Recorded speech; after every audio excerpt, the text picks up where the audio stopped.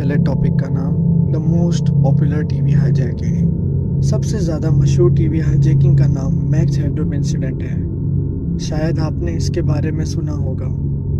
एक आदमी सूट और सनग्लासेस पहने हुए और सबसे खास मैक्स हेडरूम मास्क लगाकर स्क्रीन पर नजर आया था। मैक्स हेडरूम एक फिक्शनल कैरेक्टर था जो कंप्यूटर जनरेटेड टीवी प्रेजेंटर माना जाता था। ये कैरेक्टर पहले एक मूवी में दिखाई दिया और उसके बाद अपना टीवी शो लेकर आया जो 80s के मिड में बहुत ही ज़्यादा पॉपुलर था। 22 नवंबर 1987 को WGN टीवी के एक स्पोर्ट्स सेगमेंट के बीच अचानक ब्रॉडकास्ट हाईजैक कर लिया गया जो हज़ारों टीवी पर लाइव चल रहा था। McMahon and McKinnon 14-0 Bears. Then the defense, which hadn't put up a sack in 12 quarters, finally did.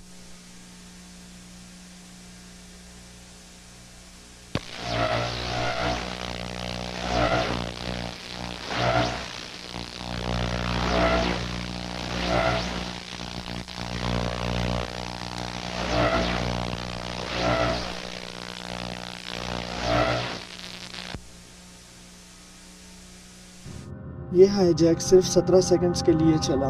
उसके बाद WGN के इंजीनियर्स ने कंट्रोल वापस ले लिया, स्विचिंग टू बैकअप फ्रीक्वेंसी में।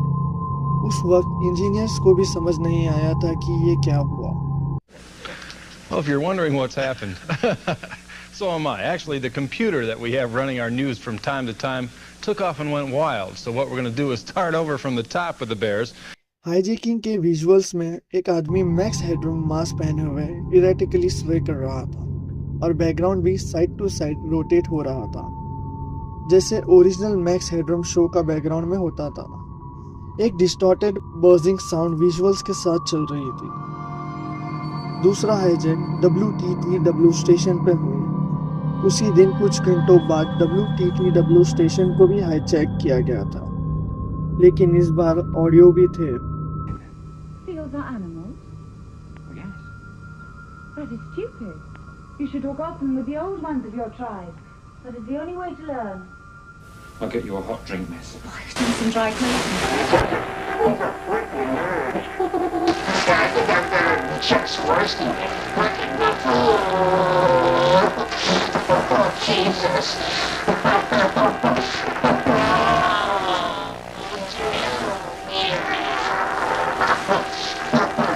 What's the way?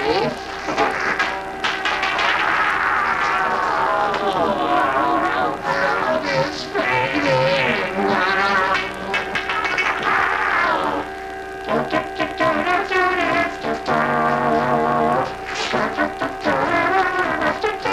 I still see the X.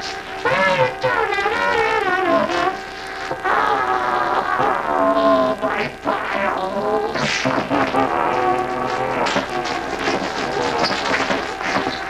I just made a giant masterpiece for all the greatest world newspaper nerds. They're coming to get me. यह hijacking 90 seconds तक चली क्योंकि उस work station में कोई engineer duty पर नहीं था। अब तक ये नहीं पता चल सका है कि हाईजैकिंग का पर्पस क्या था। कुछ लोग कहते हैं कि आदमी बस नॉनसेंस बातें बोल रहा था और कुछ और भी थ्योरीज हैं, जैसे हाईजैकर ने WGN के एक फॉर्मर टीवी रिपोर्टर का नाम लिया जिनका नाम था चक स्वार्स्की। हाईजैकर ने एक कार्टून का रेफरेंस दिया जो WGN पर ब्रॉडकास्ट होता था जिसका नाम था क्लच कार्गो।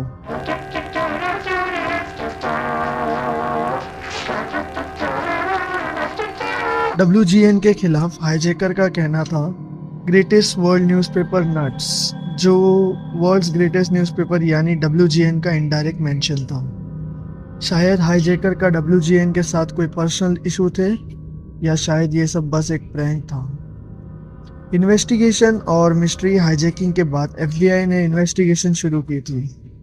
उनका मानना था कि कल्प्रिट को जल्दी पकड़ लिया जाएगा और एक ऑफिसर ने कहा and the FBI. But the odds, I'd say, if a guy continues to involve himself either sporadically or continuously, it's very great that we will determine who it is. लेकिन इतने सालों के बाद भी ये मिस्ट्री अनसॉल्व्ड है।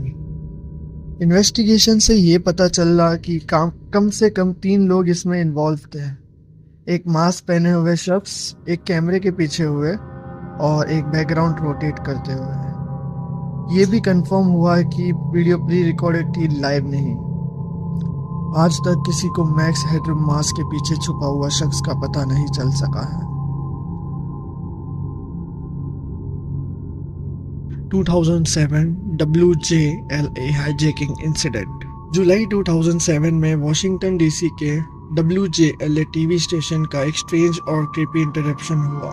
सब कुछ यूजुअल चल रहा था जब अचानक स्क्रीन ब्लैक हो गई और उसके बाद बिना किसी वार्निंग के एक अनसेटलिंग इमेज लोगों के टीवीज एड पर दिखाई दी।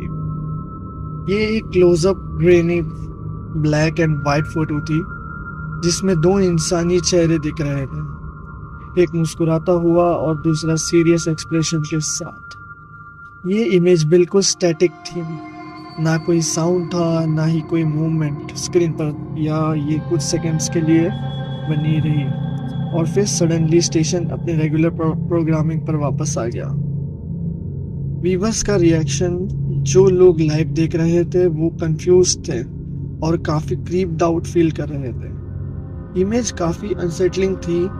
लोगों ने तुरंत स्टेशन को कॉल्स किया और ऑनलाइन फोरम्स पर पोस्ट करते हुए इसका एक्सप्लेनेशन मांगा। केबल कंपनी का स्टेटमेंट। WJLA के केबल कंपनी ने बाद में एक ऑफिशियल स्टेटमेंट रिलीज की। उन्होंने क्लेम किया कि ये इमेज एक ओपरा विनफ्रे शो के एडवर्टाइजमेंट का स्टील फ्रेम था जो लेटर ब्रॉडकास्ट होने वाला था। उनका कहना था कि उनके सिस्टम में ग्लिच के वजह से ये स्टील फ्रेम गलती से दिख गया, लेकिन उनका एक्सप्लेनेशन लोगों को बिल्कुल कन्विंस नहीं कर सका। बहुत लोगों ने इंटरनेट पर ओपरा विनफ्रे के कोई ऐसे ऐड का एविडेंस ढूंढने की कोशिश की, लेकिन उन्हें कुछ नहीं मिला जो इस स्टील फ्रेम से मिलता जुलता हो। ये बात वाइडली मानी जाती है कि ये एक्चुअली एक सक्सेसफुल स्टेशन हाईजैकिंग थी और केबल कंपनी ने इसे कवर अप करने की कोशिश की। जो व्यूअर्स के पास इंसिडेंट का फुटेज था, उन्होंने जब उन्हें ऑनलाइन पोस्ट किया तो मिस्टीरियसली वो वीडियो टेक डाउन होने लगे। आज के दिन इस इंसिडेंट का कोई सर्वाइविंग ऑनलाइन अवेलेबल वीडियो नहीं है, इसलिए अब ये फुटेज लॉस्ट मीडिया के लाइट जा रही है। आज सिर्फ एक चीज एविडेंस के रूप में बची है, वो स्टील फ्रेम की एक फोटो जो उस दिन दिखाई गई थी। वो लोग उस वक्त लाइव देख रहे थे, उनके लिए ये एक अनफॉरगेटेबल और इजी एक्सपीरियंस था। अब तक ये मिस्ट्री अनसॉल्व्ड है कि ये ग्लिच था या फिर एक planned hijacking. 1987 KNBC hijacking incident.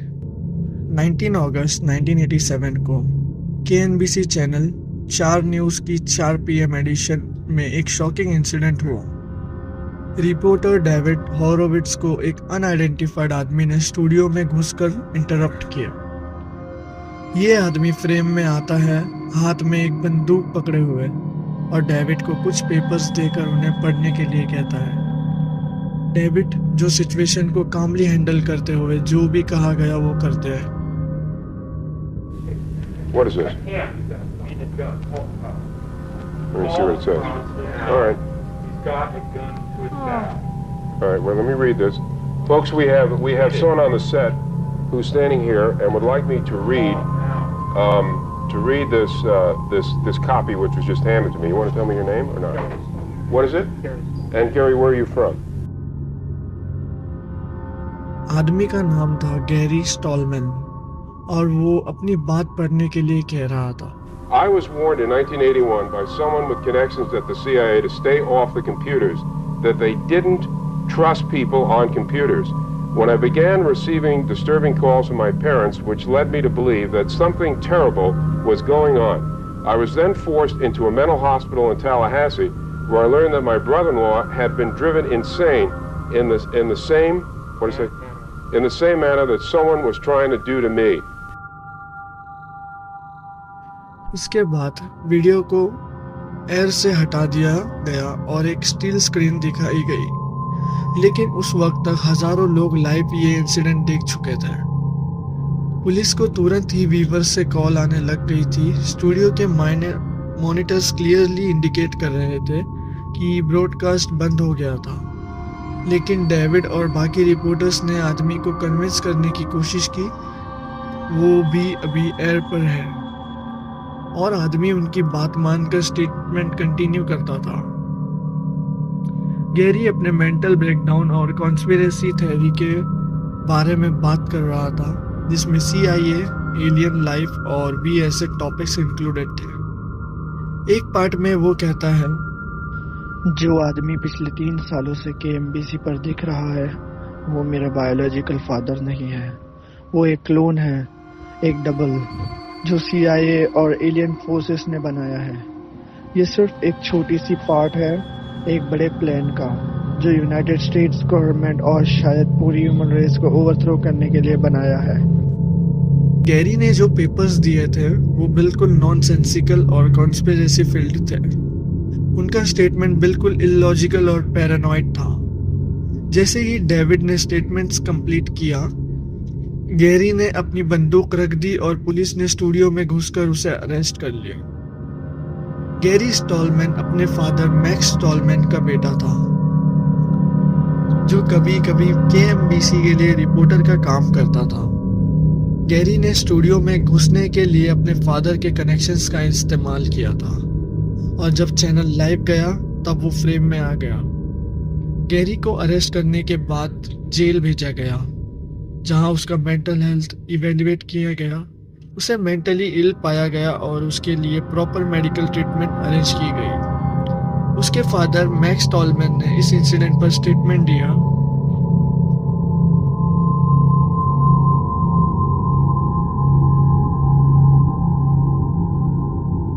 ये इंसिडेंट एक रिमाइंडर था कि मीडिया और लाइव ब्रॉडकास्ट किस तरह अनएक्सपेक्टेड और डेंजरस सिचुएशंस का सामना कर सकते हैं।